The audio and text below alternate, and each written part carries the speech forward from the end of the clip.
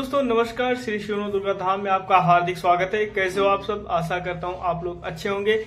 आज मैं आप सभी को बताना चाहूंगा कि जो हाथरस में हुई बहुत बड़ी भयानक तरीके से जो आश्रम पर साकार हरि जी के आश्रम पर जो सैकड़ों लोगों की मौत हुई है, उसके बारे में मैं आपको बताना चाहूंगा कि वहां पर आखिर एक्चुअल में हुआ क्या था, उसकी जो वास्तविकता है वो क्या है। वहां पर क्या हुआ कि बाबा जी सत्संग सुनाते हैं। 2 जुलाई 2024 सत्संग सुनाते हैं। सत्संग सुनाने के बाद बाबा स्टेज से उतरते हैं और अपने गाड़ी में बैठने के लिए जाते हैं। और उस दौरान क्या होता है कि जो उनके अनुयायी हैं, भक्त हैं, वो लोग उनके चरण स्पर्श के लिए अपने अपने स्थान से उठकर दौड़ते हैं और उस धक्का मुक्की के बीच में काफी लोग नीचे आ जाते हैं, जिसकी वजह से काफी भीड़ होने के कारण उनकी मौत हो जाती है और बहुत सारे लोग घायल भी हो जाते हैं जो कि हॉस्पिटल में भर्ती थे। अब इसका मेन कारण क्या है कि बाबा ने अभी तक कोई इसके बारे में कोई सुझाव या कोई इस बारे में सफाई नहीं दी है। मीडिया ने बताया है कि जो बाबा जी का नंबर था वो भी स्विच ऑफ बता रहा है और बाबा जी ने कोई भी इस हालात पर कोई भी बयान नहीं दिया।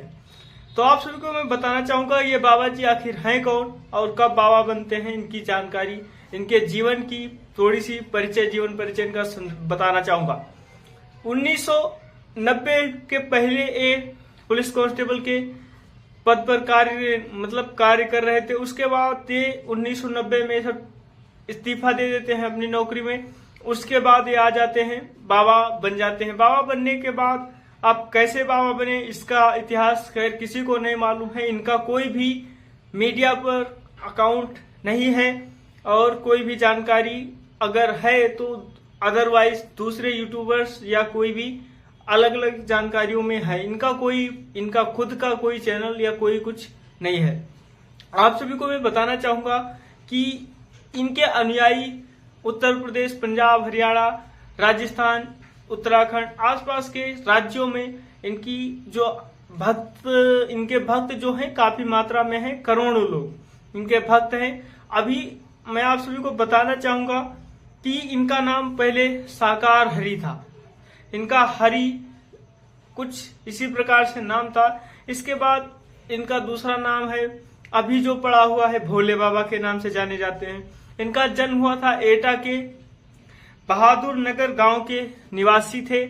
उसके बाद कासगंज से अभी जो हादसा हुआ है वो हाथरस का है, 2 जुलाई का है। तो आप सभी को मैं अपनी तरफ से 2-4 बातें आप सभी को बताना चाहूंगा कि ये जो बाबा जी हैं, बाबा जी का अगर आप इनके अनुयायी हैं तो आपने देखा होगा कि कैसा भौकाल इनका रहता है। और ये जब वहां पर बैठते हैं तो इनकी जो कुर्सी सिंहासन होता है, कैसा सज धज के बैठते हैं।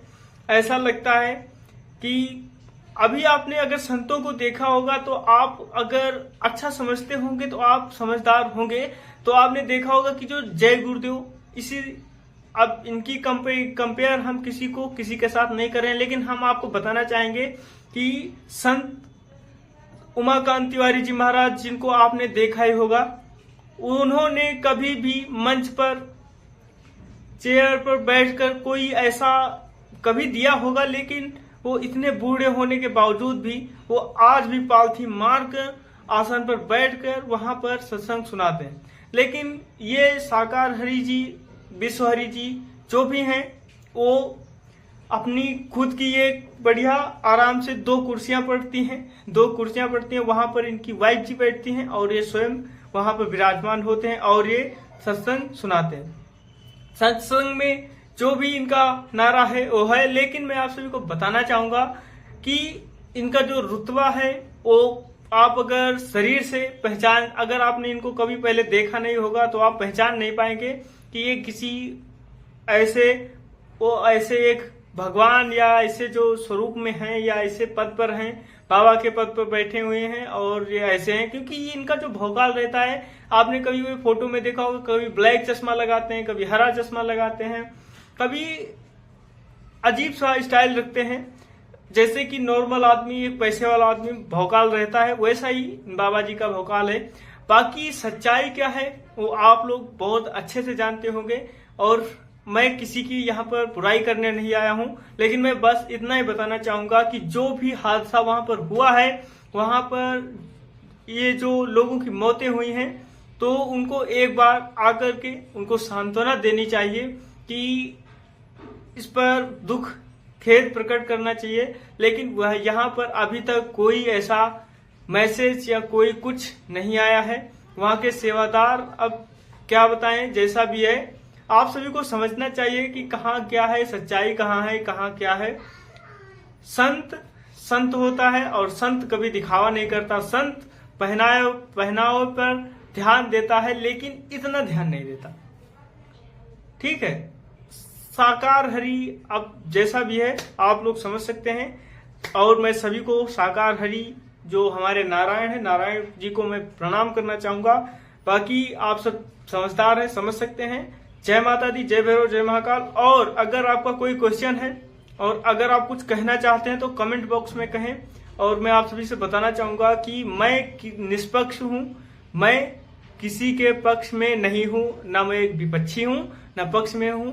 मेरी जो ओपिनियन, मेरी जो थोड़ी सी सोच थी, सोच नहीं जो मुझे मालूम था, उस बारे में मैंने आप सभी को बता दिया है। अब आप कैसा फील करते हैं आप कमेंट बॉक्स में जरूर बताएं, और हम आपसे निवेदन करें कि आप गलत कमेंट बिल्कुल भी ना करें। जय माता दी, जय भैरव, जय महाकाल, जय महाकाली, जय श्री राम।